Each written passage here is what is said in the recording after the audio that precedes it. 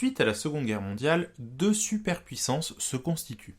D'un côté, les États-Unis, et de l'autre, l'Union des républiques socialistes soviétiques, appelée également URSS pour les intimes. Entre 1945 et 1947, les tensions s'installent peu à peu, et c'est finalement en 1947 que celles-ci culminent suite au discours des doctrines déclarées par Truman d'un côté pour les États-Unis et Jdanov pour l'URSS. Commence alors une période de temps qu'on va appeler la guerre froide, car les deux pays ne s'affronteront jamais totalement à cause de l'arme atomique qui se développe au cours de celle-ci et qui causerait la destruction mutuelle des deux pays assurément. La guerre froide se décompose en trois phases. La guerre froide proprement dite, aussi appelée la première guerre froide, qui s'étend de 1947 à 1963.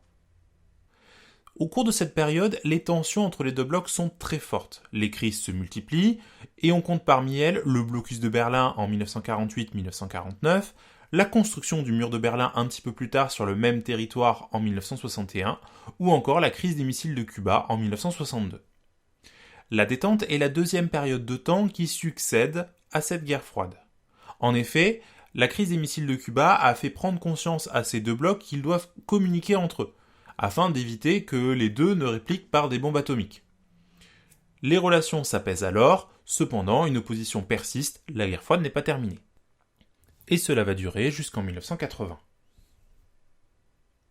Enfin, une troisième et dernière période de temps qui s'étend de 1980 à 1991 est ce qu'on appelle la guerre fraîche.